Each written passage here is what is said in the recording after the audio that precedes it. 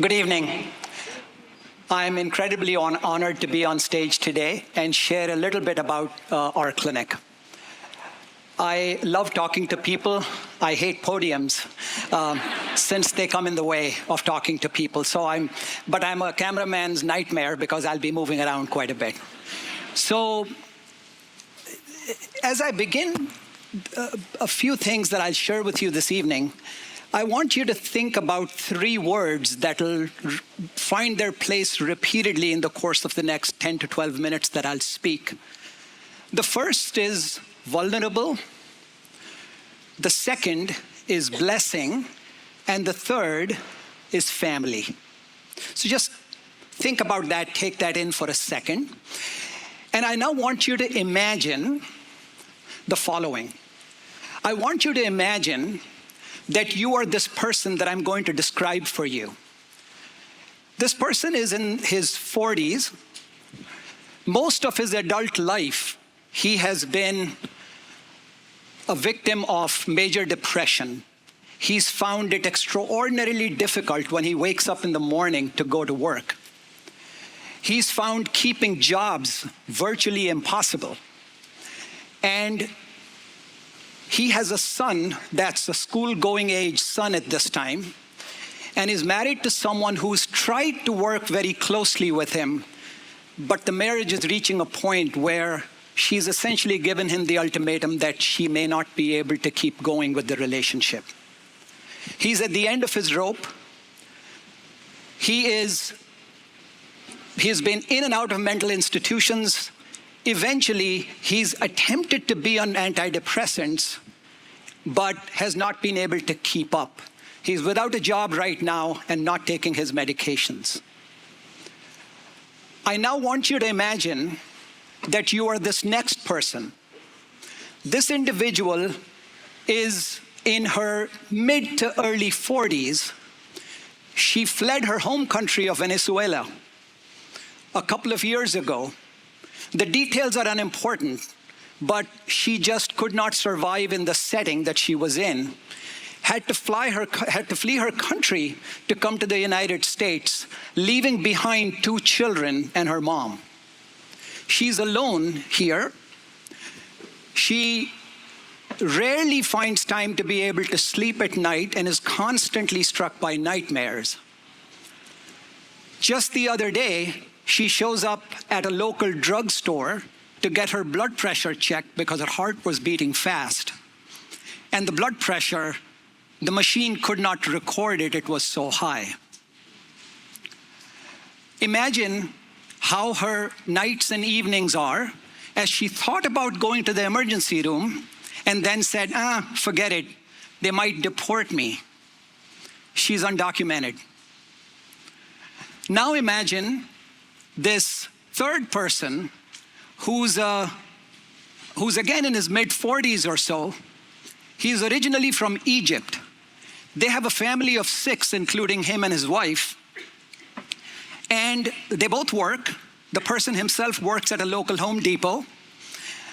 They both get a paycheck, but don't have insurance. And together, they have enough income to not qualify them for medical assistance, but are able to barely make it. The first person is white, the second person is Hispanic, and the third person is black. There is no stereotype here. They come from very different backgrounds. The only commonality is all 3 of them have come to my clinic and we have attempted to help them. I said attempted. I do my very best, but often fall short.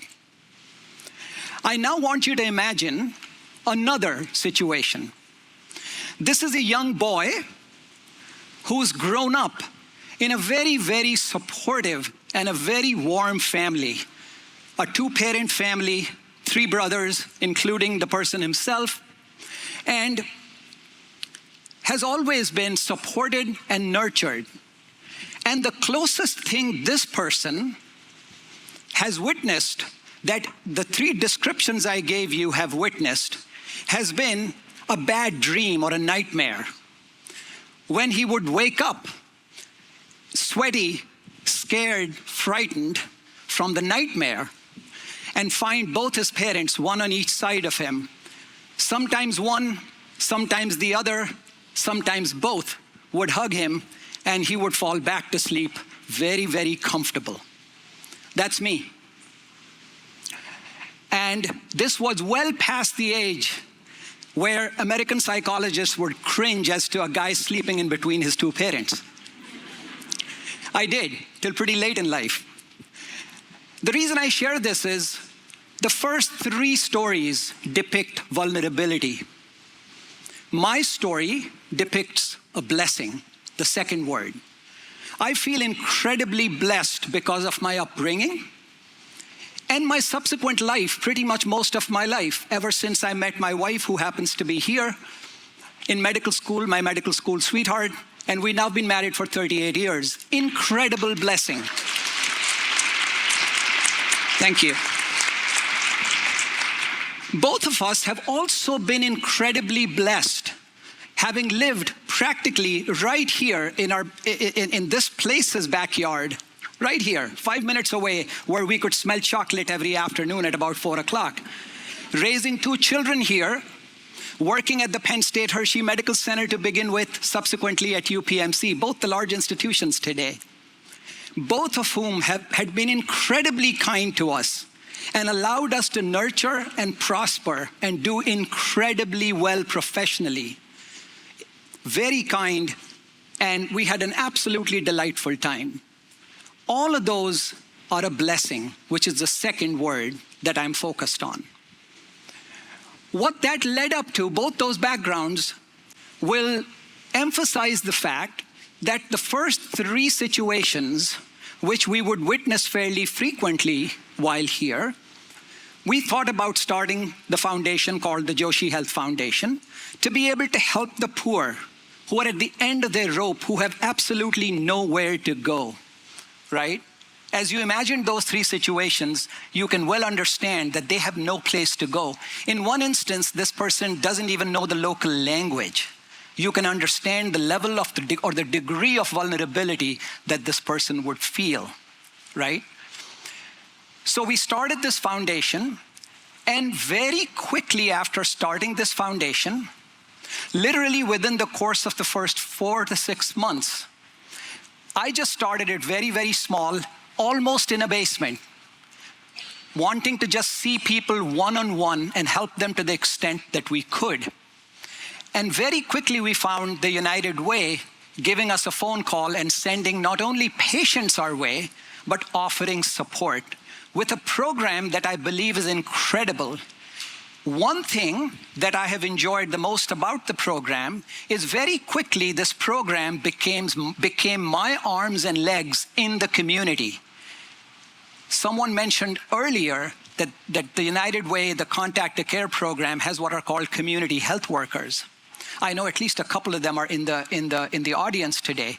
They became my best friends as they became my translators, they became my allies, they became referrers to me from the community. And when I couldn't speak the language and I wanted to reach out to people, they would reach out to people on my behalf. They've remained extraordinary good friends, but in addition to remaining extraordinarily good friends, the United Way has time and time again through the Contact to Care program helped us both monetarily and even more importantly by way of being our arms and legs in the community. So thank you to them for that. Our goal in this process, which will bring me to the last word, which is family. My goal with this program is to create for people who are the most vulnerable. The analogy being very similar to me sleeping between my 2 parents. The analogy being create a system for them that when they get up from a bad dream or a nightmare, in their case, it's their reality. When they get up from that sort of a situation, and they look around and they have nowhere to go, they find us, they find me, they find my friends, they find everyone around them that essentially mimics family for them. We can't solve all of their social problems, but my goal is to be able to at least take one part away from them, which is their medical care, and avoid them to get into more advanced levels of care in the emergency department. That's the goal, and that's the joy and the power of family. I'm incredibly honored and blessed that the United Way, as well as the Contact to Care program, has walked with us. With that, what ends up happening is when you start with something that comes from the heart, when you start with something that you really, really, really care about, as they say, the whole world gets around you. Not because you have power or authority, but because you begin to develop a very gentle, humbling influence on people. And I believe that's what began to happen. In addition to the United Way and the Contact to Care program, numerous other local organizations and people have come to our help. The two largest health systems in the area, UPMC as well as Penn State Hershey, help us with limited testing and free support when I need help, because without that, there is no way to be able to provide the care that we do. I'm incredibly thankful to both the large organizations of being able to do that. And thirdly, a whole slew of local churches and areas of worship have been kind of the entry points where people show up, and then they give us a call and we try to help them. Our motto is very simple. There are no questions asked. Only 4 things are asked: name, date of birth, phone number, and address. We don't care where they come from. We don't care who they are. As long as they're over the age of 18, they're welcome. And that's what we've been able to do. With that, I will end with thanking the United Way as well as the Contact to Care program for helping me through this journey and being incredible partners in this journey. And I hope to continue creating this family and maintaining this family moving forward. And the last word I'll mention is small. Families are inherently small, right? So my intent is not to become very big, because then what ends up happening is the same thing that happens with large organizations.